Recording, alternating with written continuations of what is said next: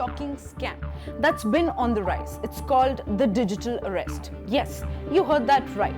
Fraudsters are using fake digital arrests to trick people, and it's becoming such a widespread issue that even Prime Minister Narendra Modi has alerted the nation in his Mann Ki Baat show lately.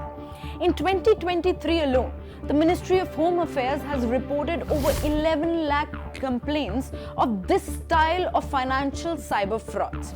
Now, according to the data from the National Crime Records Bureau, this alarming trend highlights the urgent need for public awareness.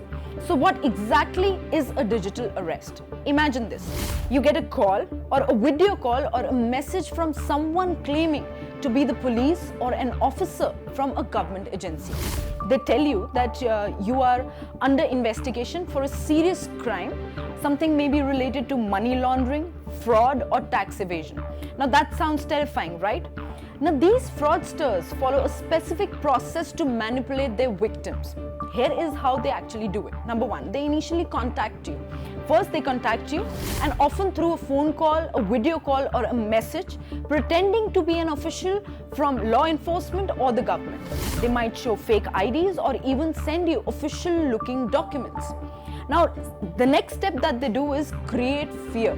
Next, they build a story around supposed crime to create fear. They'll say you are involved in something serious like illegal money transfers and insist that it needs to be dealt with immediately. Now, the third part of this crime setup is demanding surveillance. This is where it all starts getting creepy. They'll demand that you stay on a video call continuously so that you are under visual custody. Basically, they want you to feel like you are always being watched. Now then, the later step is to start extorting money. Finally, they'll ask you to pay a fine or a penalty to clear up this fake case or ask for your sensitive information. And at this particular point of time, the victim is usually so terrified that they comply. Now let's talk about why this scam is so dangerous.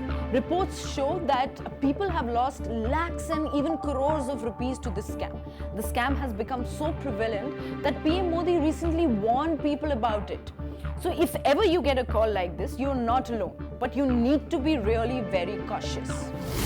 Always be suspicious of any audio or video calls from individuals posing as law enforcement or government officials, especially if they claim that you or someone you know is in deep trouble. Remember, no matter how convincing they sound, your safety comes first. So if you receive such calls, disconnect immediately and do not engage any further.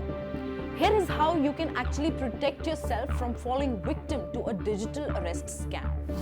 Now, awareness is the real key. Protect yourself from digital arrest scams. So instead of panicking, it's crucial to take the right steps if you encounter a potential digital arrest scam. PM Modi advises that victims should dial the National Cyber Helpline 1930 and report about such incidents on cybercrime.gov.in. Inform your families and local police and preserve any evidence of the scam that you can.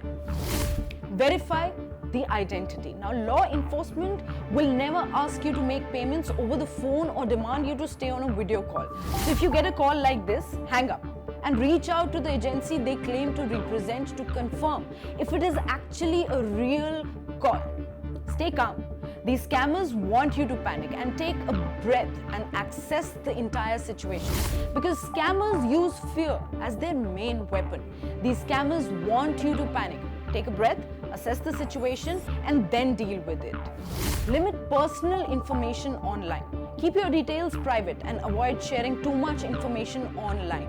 Keeping your details private and avoiding sharing too much of information is also another step forward to avoid such kind of situations. Stay informed. Scams are evolving every day on digital platforms. Stay updated on new tricks so you know what to look out for. Scams are evolving on a day-to-day basis. Well, to give us a deeper insight into how these scammers actually operate and how can we stay safe, I'm joined by a cybersecurity expert with years of experience in handling online fraud cases. Let's get right into it. Thank you. My first and foremost question to you is, what is a digital arrest scam and why is it spreading so quickly, especially in India? Well, first and foremost, in law, there's nothing known as digital arrest because you can only be arrested physically, not digitally. Having said that, post COVID-19, the cyber criminals have come up with more innovative cybercrime.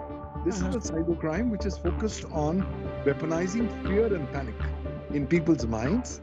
And if you see a policeman's uniform officer, the chances are that you're likely to become more fearful.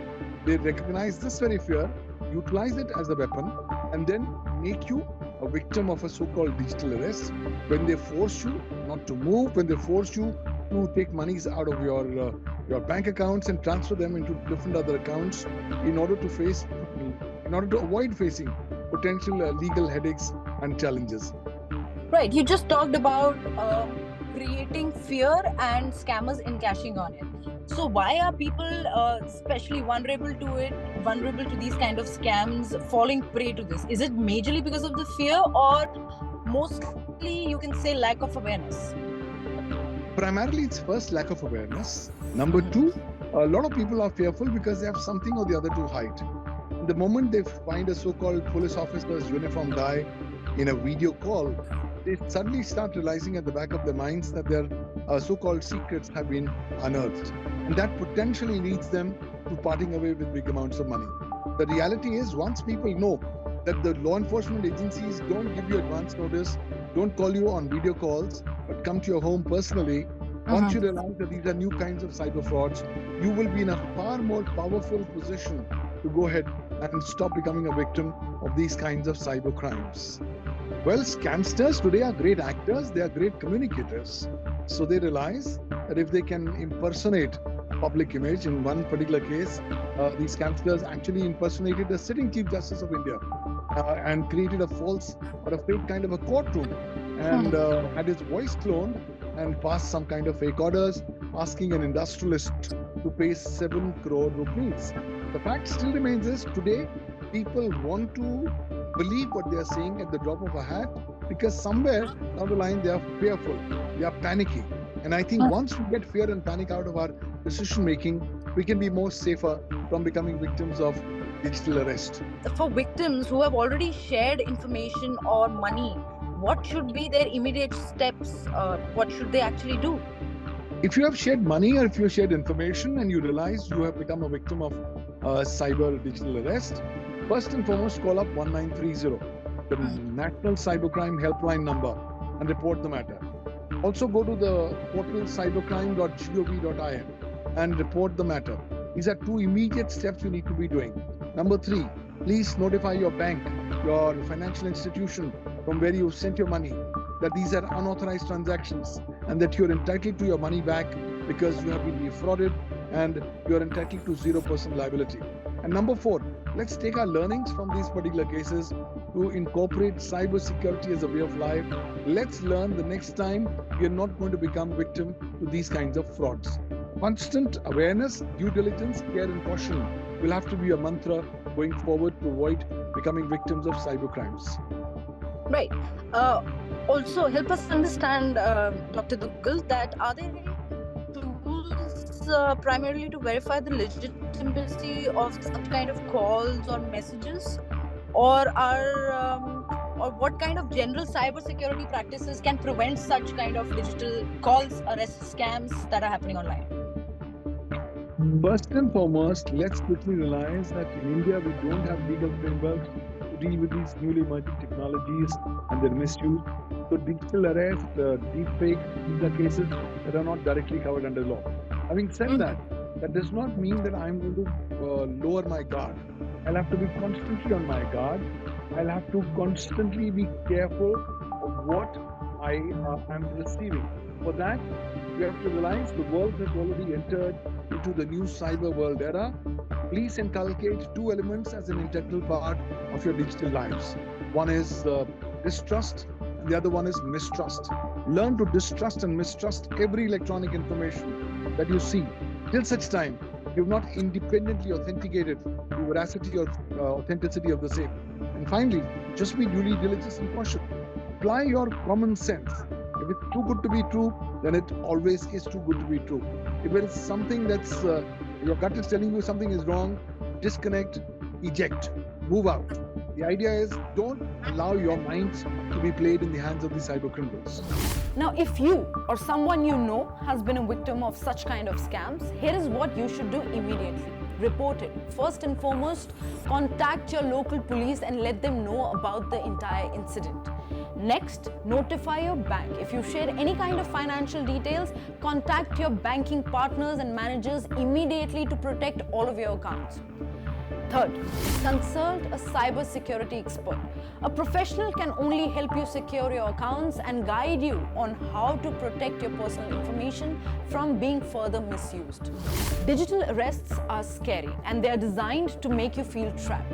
But with the right knowledge, you can avoid becoming a victim. Remember, no legitimate authority will demand payments over video calls or keep you under constant surveillance on your phone.